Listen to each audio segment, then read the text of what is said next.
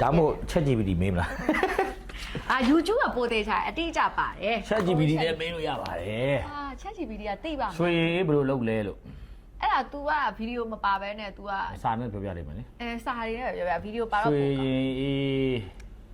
ရွှေရင်ဘယ်လိုလုပ်မလဲလုပ်လေဒီရန်နာခိုက်ပြောပြပြီပြောပြပြီ ရွှေရင်အေးတာကူလုံးပါ တာကူ မိုင်းရွှေရင်အေးတာကူမစားကြင်ကြ မကြိုက် ဟောတာကူမကြိုက်ဘူးလား တာကူရစားလို့ကောင်း ကောင်းပါတယ် easy ရွှေပါမုန်းနဲ့ကောင်းတယ်ဒီ ရွှေရင်ကကြောက်ကြောလောက်အောင်ပါနော်ကြောက်ကြောအရင်လောက်အောင်ပါ ကြောက်ကြောလို့2နိုင်လောက်ကြာအောင်ပါအဲ့2နိုင်ကြာရဲ့ချိန်ဝက်သားတို့တို့စားနေလိုက်မယ်ပြီးတော့မှကြောက်ကြောရပြီဆိုတော့အချိုလေးနဲ့ပိတ်လိုက်မယ်โอเค โอเคဗော အားလို့ပြီးတော့ ကိုနတ်မစ်တဘူးတဲ့ကိုနတ်မစ်တော့မထည့်နဲ့နော် ဟာနိုးရင် နို့စိမ့်နဲ့လေ အုံတို့ရင်နဲ့ရွှေရင်ကအုံတို့ရင်နဲ့ဟာအဲ့ဘယ်လိုလုပ်ကြမလို့အုံတို့မသားဘူးလား အေးရလေအုံတို့ပါ အုံတော့မတက်ရလား ကြားကတော့တဲ့တယ်မစားမကြိုက်ဘူး အော်မကြိုက်တာ ရေခဲတဲ့ပါမုန်းနှစ်ချက်တဲ့ဟိုပလဲသီးတစ်ခွက်တဲ့အဂါကြောက်ကြောအနေငယ်တဲ့အဂါရိုင်းကြောက် အော်ငငယ်တော့ကလေအကားပေါက်တာအဲ့ကောင်အဂါပါသိရနော် သိရအကားပေါက်တာဘယ်သူနဲ့ကြော်ညာမှတ်မိ မှတ်မိ ဦးကင်းကောင်လေလူရိုင်းပုံစံနဲ့လေမှတ်မိရငငယ်တော့ကလေအကားပေါက်တော့နားဆို ကောင်းကြီးမောင်းနဲ့ကောင်းကြီးဆန်တစ်ခွက်တဲ့ထန်းလေးရဲ့ဂျယ်လီတဲ့တစ်တီးတဲ့ဂျယ်လီရှိရင်ထဲတဲ့အစင်တဲ့ပလဲသီးကိုပြုတ်ပြီး ထမင်းနဲ့ပဲစားလိုက်တော့ကောင်းချင်းပေါင်းနေတယ်တော့ထမင်းလေးတစ်စုံနှစ်စုံထည့်လိုက်တူတူပဲ ကောင်းကြီးမောင်းနဲ့မပူကောင်းလားဘာလို့ရှင်ရဲ့ထမင်းနဲ့စားဘူးမှမကြောက်ဘူး ဟုတ်တယ်တချို့ ကောင်းကြီးမောင်းနဲ့စားတာ တချို့ဆိုထမင်းနဲ့နော်ထမင်းလေးတစ်စုံထည့်လိုက်တာလေမဟုတ်ဘူးလား ဘာထမင်းဘူးမှထမင်းမလို့နည်းနည်းထုံးပါလေ ဟိုတာဘူးကတော့ထည့်လိုက်မယ်ကွာကိုစားချင်တဲ့လူကကိုထည့်စားပေါ့ကြိုက်လို့ အေးစားမရရင်တော့လည်းမယူတော့ဘူးလေရတဲ့ တာကူအလုပ်ကခတ်တယ်မလား လွယ်လေးအမလေးတာကူစီလေးကိုရင်သွေးထဲထည့်ပြီးတော့ နာ ပြုတ်ပေးလိုက်အမလေး15မိနစ်လောက်ပဲအဲ့ဒါရပြီဒါပဲသွားဝယ်တော့မယ်ကဲအဲ့ဆိုရင်သွားဝယ်ပါတော့မယ်အနည်းဆုံး City Map ကိုပြေးပါမယ်ဟော Market Place မှာစုံမယ်ထင်တယ်ကြောက်ကြောမှုတ်တွေပါလေဆိုတော့ ရတော့ ကားမောင်းပါ သွားမယ် မောင်းပါလား အေး driver နဲ့သွား driver နဲ့ပဲသွားတယ် โอเคပြီးတော့ လာ သွားမယ်ခေါ်ပါမလို့လားမပါဘူးခဏလေးဟမ် အဲ့ဒါအင်ကြီးသွားလဲလိုက်အောင်အခုခဏဒီမှာထိုင်ဆောင် ဟောโอเคပြီးရောလာခေါ်လာ အင်ကြီးတော့မလဲတော့ဘူးမြန်လေးအိတ်လေးပါလေးယူပါညာပေါ့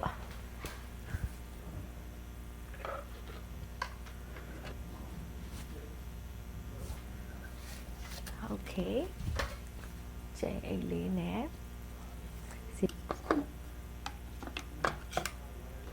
โอเค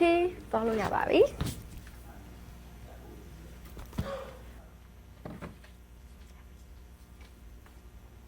ပြီးပြီသွားမယ် โอเคသွားမယ်လေ စားဥပါပြီနော် ပါတယ်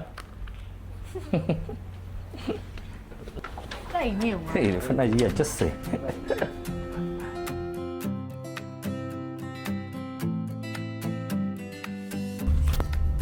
အရင်သွားဝယ်ပဲပေါ့နော်သွားဝယ်ပြီးတော့အိမ်မှာရွှေရင်လုပ်ကြည့်မယ်ပေါ့နော်နွေရာသီနေ့ကတော့ရွှေရင်ကလည်းအရန်တောက်ချင်တဲ့တကြံမှာလုံးဝမတောက်လိုက်ရအောင်အဲကြောင့်လို့တကြံပြီးရင်ရွှေရင်တောက်ချင်တယ်ဆိုတဲ့စိတ်ကြီးကအရန်ဖြစ်နေတာအခုတိုင်ပင်လိုက်တော့သူလည်းတောက်ချင်တယ်ဆိုတော့ okay သွားတယ်ပြီးတော့တူတူလုံးမှာဖြစ်တယ်အတွက်ပေါ့နော်ခဏတော့အခုကဘိုက်ကနည်းနည်းစလာတယ် အေးဘိုက်စားနေ နော်အပြင်ထွက်လာမှဘိုက်ကစသွားတယ်ခုနကဝတ်သားတို့နဲ့အရန်မှုေးနေတာဆိုတော့ ငါတို့တွေကတမင်းစားနေရ share ပဲနော် ကြာစံကြော်လဲလုပ်ထားသေးတယ် ဟုတ်လား ဟိုကြာစံကြော်ဟိုအရင်တော့ကလေဝတ်သားတို့သွားစားလို့ရှိရင်လေစိုက်မထိုင် အနဲ့နဲ့လားဟိုအရင်နဲ့လားဟိုသားတို့က ဝတ်သားတို့ကအရင်နဲ့လေဟိုကပဲကြာစံကြော်အမြဲမှစားတွေ့လို့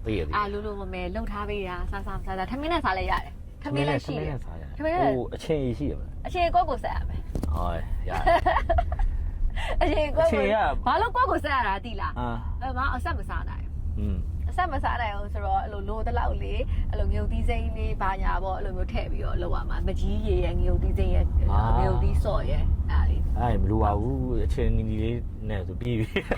ဟာကိုဆက်တဲ့စော့မှာစားလို့ကောင်းတာဗောအဲ့ကိုလုံးစရာလေးရှိသွားအောင်လို့အဲ့အချင်းရည်လေးမဆက်ထားဘူးစောင့်နေတယ် အဲ့ဘာချက်ရမှာလဲငေါဘာအချင်းဆက်ရမယ် ချင်းဆက်တာတော့နေကြမှာကြီးရ ရွှေရည်တူလုပ်မယ်လေရွှေရည်တူလုပ်ပြီးတော့ ဘာမှမလိုတော့ဘူး ပြီးရင်ဟို live streaming ထဲမှာလေကျုပ်မကြော်တတ်ဘူးလို့ပြောထားတာကိုပြန်ပြီးတော့တက်တင်ပြသွားပေးလိုက် ကျုပ်ကိုမျက်စိမိတ်ပြီးအောင်ကြော်ပြလိုက်မျက်စိမိတ်ပြီးကြော်ပြလိုက်မယ်နော် ဟုတ်ပါလားတော့မသိဘူးအဲ့ဒါလေးတော့သူကကြောက်ကြော်တက်ကြောင်တက်တင်ပြမယ်ဒီ ကြည်လာလိုက်ကျုပ်ကျော်ကိုဒီလိုမျက်လုံးစီးပြီးတော့အနေတော်လေးဖြစ်အောင်ရတာလည်းကောင်းပါအောင်ချော့ပြမယ်အဲ့ဒီကျုပ်ကျော်နဲ့ဆုစားပါဗောနော်ကောင်းကောင်းလေးကြော်ကျွေးနော်အနှစ်မပေါက်ကြီးမတယောက်ကိုမလည်းမျက်စိအိတ်မိတ်ပြီးတော့ကြော်ရမှာမျက်စိမိတ်ပြီးတော့မရပါဘူးဟုတ်ရတယ်ဆရာကြီးဘေးနာတယောက်ကကြည့်ပြီးနေရတယ်လေမီးမလောင်ပြီးတော့အိုးပါတယ်နော်အိုးပါတယ်တခေါက်သူ့ကျုပ်ကျော်စားမှုရတော့တိထားရတော့ဒီမေးချက်ပါကြီးပဲခွာဒီမေးအခုလည်းတော့ရနေပြီနော်ကျင့်တာမလားရတယ်မျက်စိမိတ်ပြီးတော့အဆက်ဟတ်တဲ့နေရမှာကြော်ပြလိုက်ဟာဟိုဟဲ့လားမသိဘူးโอเคအားကြောက်ကြော်ပြမယ်လေရွှေရေးလို့ပြမယ်ရပြီလေအများကြီးပဲအရှိန်တောင်ဖြစ်နေဦးမှာအရှိန်ကြီးဆိုနှစ်ပိုင်းခွဲမယ်ရတယ်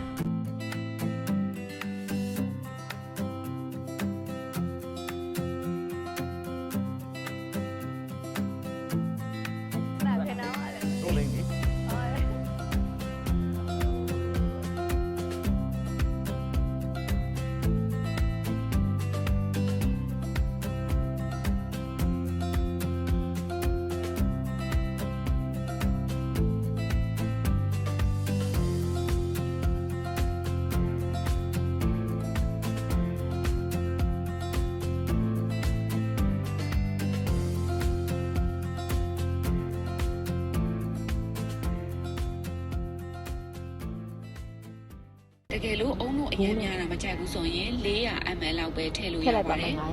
ကျမတော့အုံတို့မြင်းများလေးနဲ့ဖြစ်ဖြစ်နဲ့လေးစားခြင်းလို့အိမ်နဲ့အနီးဆုံးဆိုင်လေခစ်တယ်ဦးမတ်တန်တေကတော့စားတော့အားပေးလိုက်နော်ကောင်းနေပါရဲ့ပဲညံကောင်းလုံးခဲ့တယ်ကမန်းခံမယ်တော့လေကွာဟောပြီလောက်တော့ညံကောင်းလုံးခဲ့တယ်ကြောက်ကြောတော့မနေလောက်ခိုင်းတာနော်ကြောက်ကြောဝယ်မယ်လုံးနေရမှန်ဆိုရင်ရွှေရင်းအောင်ပြဝင်စားမှာနော်အဲ့ဒါဘာလို့တာပါသေးလို့လဲဖောက်ထုတ်တယ်လေဖောက်ထုတ်ပြီးထည့်လိုက်ကျင်းတယ်ဘလို့လဲ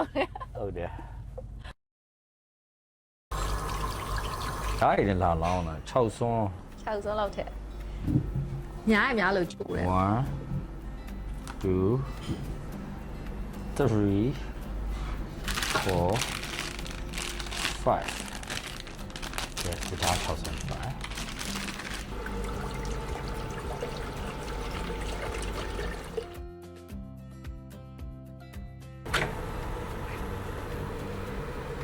မိုးစိမ့်မှာထည့်ပြောပြီးတော့နည်းနည်းပြစ်သွားအောင်ဟိုကငွေရွေးတော့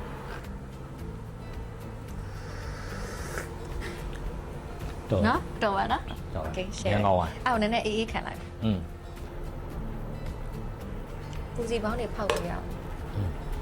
နားစုထန်ငယ်မဟုတ်လားတဲ့ comment တွေမှာလေကိုလွှမ်းမိုင်ဆိုပြီးတော့တွေ့နေလို့တဲ့ပုံငယ်တယ်တစ်နှစ်ခွဲတိတိငယ်တယ်ဒါပေမဲ့ဘာလဲဆိုတော့အကျင့်ပါဝါခေါ်တာလေသူ့ရဲ့ client တွေသူ့ရဲ့ပရိသတ်တွေတခုခုဆိုဖုန်းဆက်ပြီးအမပြောပြပါအောင်ကိုလွှမ်းမိုင်ရောကိုလွှမ်းမိုင်ပြောပြပါလားကိုလွှမ်းမိုင်ပြောအော်ကိုလွှမ်းမိုင်ကဘာပြန်ပြောတယ်ကိုလွှမ်းမိုင်ကလေဆိုသူတို့ရဲ့စကားကိုပြန်ကောက်ပြီးပြန်ပြောတဲ့ခါကျတော့အမကိုလမ်းမိုင်ဖြစ်ပြီးအကျင့်တွေကပါသွား respect ပေါ့တငယ်ချင်းမိတ်ဆွေတွေကလည်းသူ့ကို respect ဆိုပြီးတော့ကိုလမ်းမိုင်ခေါ်တယ်သူပြိတ္တတွေကလည်းခေါ်တယ်ဆိုတော့ကိုကလည်း like ခေါ်နေအကျင့်ပါသွားအဲ့တော့ခေါ်ခွင့်ပြုပါကိုလမ်းမိုင်ဦးစေးပဲကျမရဲ့တာကူကြိုးမှာအဲ့ဒါဆိုရင်အခုဒီက1နိုင်ခွဲ2နိုင်လောက်ပြစ်ထားရမှာစောက်ရမှာလေအဲ့ဒါစောက်နေတဲ့အချိန်မှာဝတ်သားတို့စားဖို့လုံးပန်လိုက်မယ်ဘာပူလိုက်သွားတီးလို့မရတော့ဘူးလေဒါဘယ်နဲ့ရွှေ့မလို့ဩတစ်ရှူးလေးနဲ့အကိုင်အခန်းအပူချိန်မှာပဲထားရမှာရေခဲတဲ့လည်းထည့်လို့မရဘူးနှစ်ထပ်ဖြစ်ချင်လို့လေနှစ်ထပ်ဖြစ်မဖြစ်တော့မသိဘူးเนาะအဲ့လိုတဲ့အချိန်မှာဝတ်သားတို့ထိုးစားဖို့အတွက်လုံးပန်းမယ်ဆိုတော့အချင်းရည်လေးဖြော်လိုက်မယ်ဖြော်ပြီးတော့ဝတ်သားတို့ထိုးလည်းစားအပြီးကြောက်ကြောလည်းရဝတ်တီပေါ့နော်ရတယ်ဟုတ်နော်ဒါရှင်းလိုက်မယ်ဝတ်သားတို့စားဖို့လုံးပန်းမယ်အပြင်မှာစားမှဒီမှာပဲစားမှာထဲမှာပဲစားပြင်မှာစားလိုက်မယ်လေဝတ်သားတို့ကိုလေအပြင်မှာပြင်မယ်ဒါပေမဲ့အချင်းရည်ဒီမှာဆက်လိုက်မယ်ပြီးမှဟိုမှာသွားပြင်လိုက်မယ်နော်โอเคအရင်တော့ငါဝယ်ထားမရှိဘူးလားဝတ်သားတို့ဆိုင်လို့စားရမှာကွာရေခဲကိုဖတ်တော့ဒီမှာတီးမဲ့လူကစတုံးနဲ့ထည့်ထားလိုက်အခုမထည့်တော့ပြီးမှအဲ့တော့ဒီဘက်ကနေထိုင်စားဒီတော့တင်ပြီးတော့လီးလိုက်တာကိုတခြားအိုးနဲ့ပြောင်းလိုက်အချင်းလေးနဲ့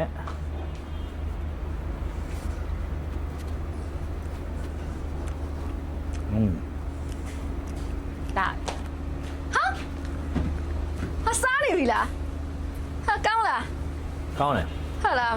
ဟိုမှာအိုးနဲ့လေးပူအောင်လို့ပြန်လုပ်ခိုင်းပြီးတော့ဒီမှာအိုးထဲမှာဒုတ်ချောင်းတွေထည့်ပြီးတော့စားပါလေအဲ့ဒါပူကောင်းတယ်နော်အဲ့လေအဲ့ဒါ လာပြီနော်တရုတ်မလေးရဲ့ဝတ်သားတို့တို့ ဘာသာတို့ရောင်းတဲ့ style ဖြစ်သွားပြီနော် ရဝတ်သားတို့ရောင်းတဲ့ style ဖြစ်သွားပြီဘောင်းမီတိုနဲ့ဝတ်သားတို့ဘာနာမည်ပေးရ ဒေါ်နန်း မနန်းတော့မလို့ဒေါ်နန်းနဲ့ thank you ဒေါ်နန်းရန်ကုန်ကို ဒေါ်နန်းရန်ကုန်တို့ထိုးတော့ဟဲ့အော်မဖြူထုတ်ထိုးလို့ပါလို့ရှိရလေမနန်းတော့လို့ပါကပ်ပါရဲ့ဒေါ်နန်းလဲ ဒေါ်နန်းဆိုတော့ပိုပြီး experience ရှိရဲ့အတွေ့အကြုံရှိရဲ့စဖို့မူးလို့ဘာလို့เนาะအဲ့လိုဖြစ်သွားမှာကဲဒေါ်နန်းဝတ်သားတို့เนาะအရသာမှာဆွေမျိုးမွေသွားမယ် မလေးဦးလေးချား အေးအခုဘာစားကြည့်ရှာစားမလားရှာ အသားစားကြတာ အသားစားကြတာလား ဒါများ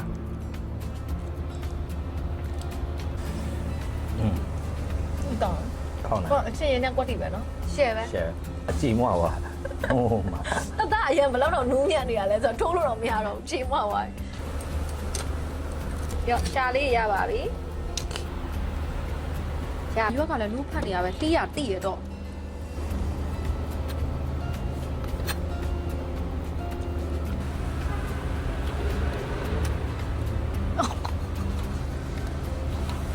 အသားရီအဲ့တော့ဖဲ့စားလို့ရတယ်နူးညံ့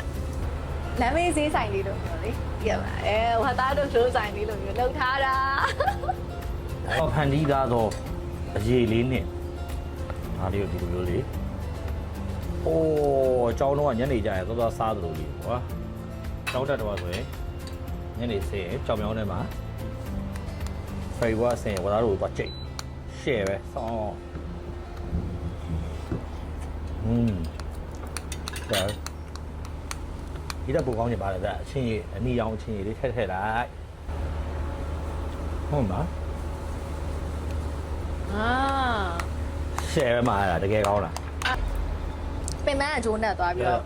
ဘိုက်ပြေသွား ချောက်သား ဆိုင်မှာသွားကြိတ်နေတဲ့ထိုင်နော် ဟုတ်တယ်နော်လူရာလေးလှီးပေးလိုက်ပူကြိုစားပေါ့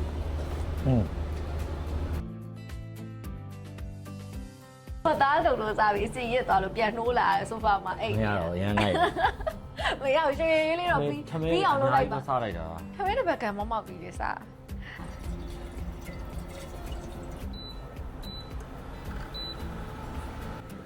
โอเค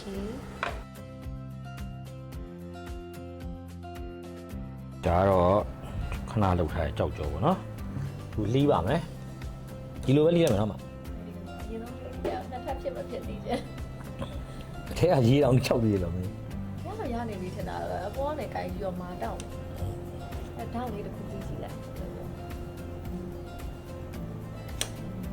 ဒါလေးနဲ့ကလေးလိုက်။နှစ်ထပ်ဖြစ်လားမဖြစ်ဘူး။ဒါမဲ့လည်းဒါစားကောင်းတယ်။နှစ်ထပ်မဖြစ်သွားတာပဲရှိကအချိန်လေးလို့ နည်းနည်းဝါကြည့်မယ်နော် ဝါကြည့်တယ်။အုံတို့ရတာအစ်စ်။ကြောက်ကြောရတာအစ်စ်ထွက်ရလား။ကောင်းတယ်နော်။ကောင်းတာကောင်းတယ်။ तू ကအဲ့အုံတို့အစီနည်းနည်းနဲလို့အပေါ်မတက်လာနှလွှာမဖြစ်။အုံတို့အစီများတဲ့ဘူးဝယ်ရ။ ဟာဒီ 真的有感 ဟဲ့ 觉。 ဟဲ့ အလှကြောက်ကြောကြီးလိုပဲနော် ဟုတ်တယ်ကောင်း နောက်တော့ဖြစ်သွားတယ်ရရှယ်ကောင်းပါနောက် မလိုပါဘူး ဟုတ်ပါဟုတ် ပါစတဲ့ရောက်သွားနှစ်လွာရောက်သွားမို့လေ ပြင်တော့မယ်နော်ပါမုတ်လေးထည့်မယ်ကောင်းမြင်းထည့်မယ်ဟုတ် ဟုတ်ကဲ့ရအေးဒီမှာလေ တယ်โอเค review လေးပေါ့ဒါကိုယ့်ကိုလှုပ်ထားတဲ့ဟာလေးဘယ်လိုနေလဲဟိုကစားကြည့်ပြီးတော့ ချိုးပဲနည်းနည်းစိတ်ကူလာချိုးပေါ့ပါလို့ ကောင်း တရားလို့ ဟုတ်လားဟုတ်တယ်နော်အချိုနည်းနည်းလိုပါဒီတိုင်းကြားထည့်လိုက်မယ် ပြန်မထည့်လိုက်တော့ဒီအဲ့အဆင်မပြေဘူးနော် ကောင်းပါလား ခဏတော့လည်းပို့ကောင်းလားဟိုတရားရည်ရှင်ပို့ကောင်းမှာနော်အားရ တရားကြီးဖြော်ပြီးပြန်ထည့်လို့ရတယ် အဲ့မှာ share ဖြစ်သွားတယ်နည်းနည်းအချိုလိုနေ အခုကကျွန်တော်အကုန်တူပဲ စိတ်စိတ်လေးဖြစ်နေရနည်းဆိုတော့ကြိုက်တယ်စိတ်စိတ်လေးအရန် ကောင်းပါလေဒါမှခဏဝသားတို့စားတော့ဤနေတော့စမပြေဘူးဖြစ်တယ်ကွာ အဲ့လိုဖြစ် ဟာ ကောင်းပါပြီဒါနည်းနည်းပုံမွေးလိုက်လို့ရှယ်ကောင်းပါပြီ လို့လားလို့လား ဒီစားကြည့်အရင်ကောင်းပါပြီ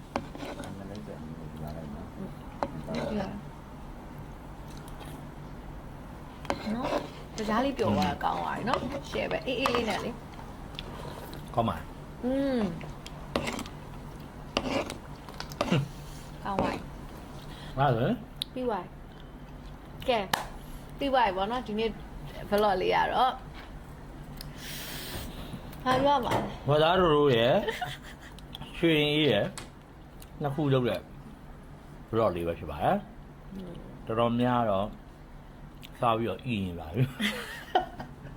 ဟာရောမယ်မ ဒီ သိ စိ တော့ တ်ဆောင်တဲ့ အီးပြီးတော့မှအများကြီးဆင်းနေပြီ ပြန်လို့ရပြီပါဆက်ဆွဲဝအောင် အဲ့တော့ညညမှစားကဲအားလုံးပဲ ကျေးဇူးအများကြီးတင်ပါတယ်ကဲအားလုံးတောင်းဆိုထားတဲ့အတိုင်းတော့ကိုလွှမ်းမိုင်ကို vlog နာဟင်းချက်တဲ့ vlog တူတူရိုက်ပေး ဒီ ပါ နေ့ဝါသားတို့ဟင်းရယ်အချင်းရယ် ဟုတ်တယ် နော်ဒီရွှေရင်ကဗာလဲဟိုကဗာလဲဘာအဲ့ကြောက်ကြောရယ်နော်အဲ့လုတ်ပေးတယ်နော်စကီးလေးနဲ့ပြတယ်ဝါသားတို့ဟင်းရောရန်ကောင်းဟုတ်လား ရန်ကုန်ကျောက်မကြော်ပြရသေးဘူး ကျောက်ကနောက်တစ်ခေါက်မှကြော်တော့မှာပါအခုတော့မကြော်နိုင်တော့ဘူးရန်ဤစိတ်နေပြီမရတော့ဘူးခံစားနိုင်တော့ကြအားလုံးပဲကြည့်ပြီးရတဲ့အတွက်ကျေးဇူးတင်ပါတယ်နော်ဟမ်မသိငါဘယ်လိုကြားလဲတဒါ ကျေးဇူးတင်ပါတယ်နောက် vlog တွေကိုလည်းစောင့်ကြည့်အားပေးကြပါအောင်ရှင်နောက်ကဘသူတွေကိုဖိတ်ပြီးတော့ဘသူတွေကိုကျွေးနေခြင်းသေးတယ်ရအောင်ခေါ်ပေးမယ် ကိုယ့်ကိုချက်ပြီးကိုယ့်ကိုသိတော့ဟောဟိတ်ဟိတ် တဒါ ဒါ